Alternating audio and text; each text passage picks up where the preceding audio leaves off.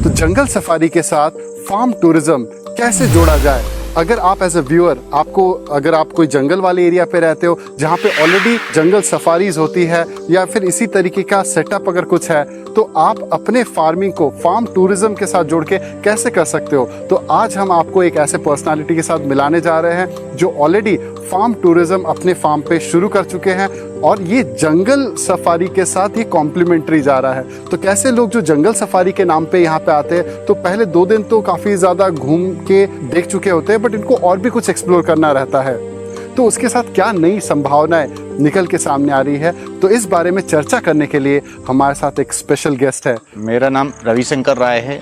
मैं यहीं 5 से 7 किलोमीटर भुआ बिछा रेसिडेंस है मेरा, और फार्मिंग मेरी यहाँ से बिछा से 7-8 किलोमीटर पे है, और रिसोर्ट मेरा यहाँ सरी गेट पे है। जी, तो सर अभी जैसे आप यहाँ पे ऑलरेडी देख रहे हो कि लोग जंगल सफारी करने के लिए आ रहे थे और आप एक किसान वाले बैकग्राउंड से भी थे, है कि नहीं सर? तो यहाँ पे इसका कनेक्शन आपके दिमाग में कैसा है कि ये इस चीज को? एक्चुअल में होता क्या है, रिसोर्ट में जब गेस्ट आता है तो एक दिन का उसका सफारी का प्रोग्राम रहता है, सुबह 6 बजे से लेकर 11 बजे तक।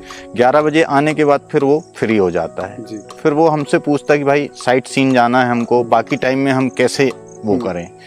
तो फिर हम उनको अपने गांव फार्म हाउस लेकर जाते हैं, गांव में पूरा टूरिज्म कराते हैं उनको, जितना भी गांव है विलेज पूरा घुमाते हैं। मतलब विलेज टूरिज्म? हाँ, विलेज टूरिज्म। उसमें दिखाते हैं कि आदिवासी लोग जो आज भी काफ़ी पिछड़े हुए हैं वो कैसे रहते हैं, कैसे खाना बनाते हैं, कैसे खाते हैं, ये सारी चीज़ें हम वहाँ ले जाकर उनको दिखाते हैं। उसके बाद वहीं पे हमारे पास में फार्म हाउस है, फार्म हाउस में ले जाकर फिर उनसे हमारे सब्जियों का पूरा वो लगा हुआ है, वो कछार लगी हुई है, कछार में ले जाके वो स्वयं सब्जी तोड़ कर लाते हैं, फिर वो चूल्हे में बनता है, फिर वहाँ उनका लंच डिनर जो भी रहता है वो कराते हैं।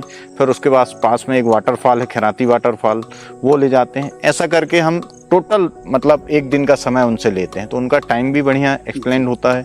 ये सारी चीज़ें करके फिर शाम तक उनको वापस लाते हैं। तो ऐसे 2 दिन का उनका पूरा वो टूर रहता है। हाँ।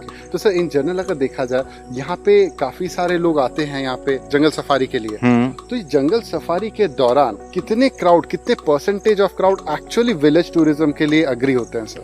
समथिंग 60%। 60% लोग 50%। नो 60% जाते ही जाते हैं। ओके, मतलब विलेज टूरिज्म के लिए। जी हाँ।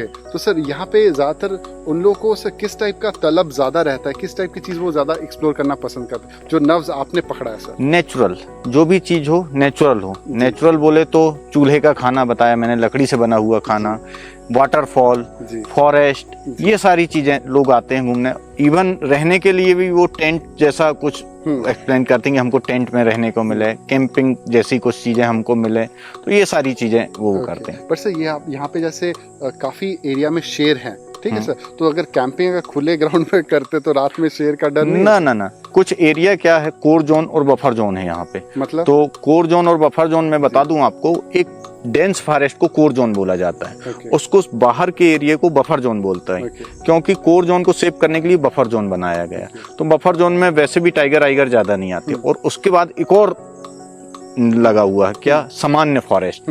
सामान्य फॉरेस्ट में ये कैंपिंग वगैरह होती है, जहाँ कभी टाइगर आते ही नहीं है। ऐसी जगह में हम लोग कैंपिंग भी कराते हैं। तो सर ज्यादातर किस तबके के लोग आपके मतलब इस विलेज टूरिज्म के लिए आते हैं सर?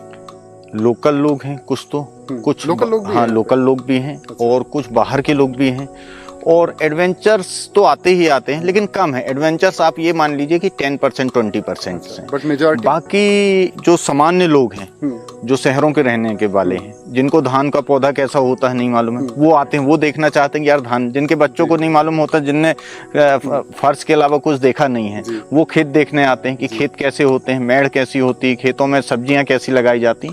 ऐसे लोग आते हैं कि भाई हमको देखें हम कैसे क्या होता है। हाँ, पूर्वज, या जो बाहर चले गए हैं। आज जैसे हमारे पास में अगर कोई अच्छा देखें तो जबलपुर है, जबलपुर के लोगों के बच्चे अभी ये नहीं जानते कि गेहूं कैसा होता है, धान कैसी होती है, चना का पेड़ होता है कि फल होते हैं झाड़ में, क्या होता है, ये सारी चीजें अभी नहीं मालूम है।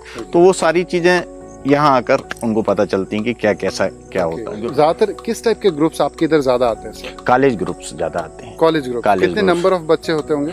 लगभग 30-40 ग्रुप, हाँ बैच नहीं ग्रुप्स, 30% का ग्रुप्स आता है, 40% का ग्रुप्स आती है। और ज्यादातर ये क्या इंजीनियरिंग कॉलेज से होते हैं या एग्रीकल्चर वाले होते हैं? एग्रीकल्चर वाले ज्यादा होते हैं। अच्छा, इंजीनियर्स कम होते हैं, तो भी इंजीनियर्स भी आते हैं, सब कंबाइंड आते हैं, लेकिन एग्रीकल्चर से ज्यादा आते हैं हमारे पास। ओके, अच्छा, मतलब उसी एग्रीकल्चर कॉलेज के ही बच्चे? नहीं, जबलपुर अकेले नहीं, वो तो ऑल इंडिया से आते हैं हमारे पास बच्चे। अच्छा। रायपुर आएगा, छत्तीसगढ़ आएगा हमारे पास, महाराष्ट्र पूरा आएगा हमारे पास में।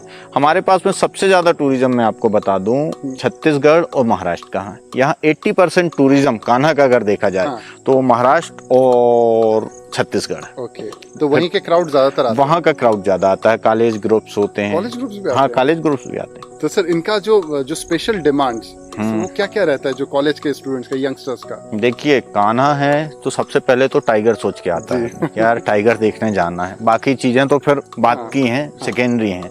तो टाइगर्स का ज्यादा व्यू रहता है कि यार टाइगर्स देखना है हमको, और हमारा बनता है कि हम उनको टाइगर दिखा के यहाँ से भेजें। जिसमें मैं सरी जोन की बात करूँ तो इस साल का जो सीजन गया है 1 अक्टूबर से 30 जुलाई तक का, तो उस पे टोटल टाइगर मेरे ख्याल से 80% 90% टाइगर इतना हाई प्रोबेबिलिटी दिखा हुआ। बिल्कुल, इस साल कुछ ज्यादा साइटिंग हुई।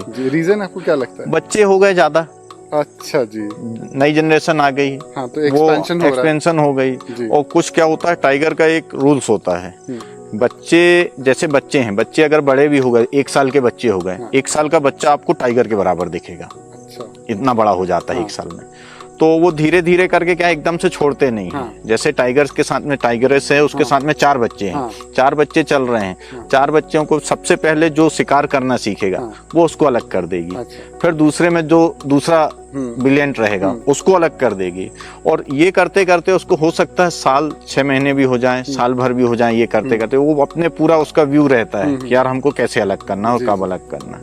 मतलब वो अलग, हाँ, तो वो पर बच्चे को अलग कर दे। तो ये इस साल जो हुआ है वो लगभग 8 या 12 बच्चे अलग हुए। अच्छा, तो उससे साइटिंग बढ़ गई यहाँ पे, तो ज्यादा से ज्यादा साइटिंग चली। तो जैसे आप व्यूअर्स इस वीडियो को देख रहे हैं कि किसान का बेटा भी जंगल सफारी के साथ साथ फार्म टूरिज्म या फिर विलेज टूरिज्म को जोड़ के किस तरीके से अपने जो पुश्तैनी विरासत है उसको भी वापस से रिस्टोर कर सकते हैं। तो ये सारी चीजें आपको भी एज अ व्यूअर समझनी जरूरी है। अगर आप खेती कर रहे हो तो खेती का दायरा सिर्फ प्रोडक्शन लेने तक ही सीमित मत रखिए, इसके अलावा भी आप वैल्यू एडिशन टूरिज्म के जरिए कर सकते हैं। और इनकेस अगर आप जंगल इस एरिया पे रहते हैं जहाँ पे ऑलरेडी पहले से जंगल सफारी होती है, सो वहाँ पे आप कोलैबोरेट करते हुए भी बहुत सारा फार्म टूरिज्म या विलेज टूरिज्म के नाम पे आप भी अपना ग्रोथ करा सकते हो। तो इस तरीके से ऐसे स्टार्टअप्स है जो आपको पता भी नहीं कि 3 टायर गांव में भी होते हैं, और वहां से रियली लोग एक डिसेंट इनकम कमा के भी अपनी जीविका चला सकते हैं। तो अगर आप रूट से जुड़ के कुछ अच्छा काम करना चाहते हो, या फिर जो जंगल सफारी के साथ जुड़ के कुछ इंस्टीट्यूशंस के साथ जुड़ के कोलैबोरेट करते हो कुछ अच्छा काम करना चाहते हो, एग्रो टूरिज्म से रिलेटेड, फार्म बिजनेस से रिलेटेड, या ऑर्गेनिक या नेचुरल फार्मिंग से लेके कुछ अगर सीखना है या ऑनलाइन पे अगर समझना है, तो उसके लिए आप हमारे इस दिए हुए नंबर पे फ़ोन कॉल करके तुरंत पता भी कर सकते हैं। तो अगर आज का वीडियो आपको पसंद आया है, लाइक कीजिए, शेयर कीजिए और सब्सक्राइब कीजिए। और यस, आज का ये वीडियो अपने उन दोस्तों के साथ तो ज़रूर शेयर कीजिए जिनकी जो फार्मिंग प्रॉपर्टी या जो लैंड है खेती बाड़ी का, वो जंगल टूरिज्म के एरिया पे, जंगल सफारी के एरिया पे पड़ता तो है, बट उनको पता नहीं कि इसको प्रोफेशनल तरीके से यूटिलाइज कैसे करना है। तो उनके साथ आज का ये वीडियो शेयर कीजिए ही कीजिए। धन्यवाद।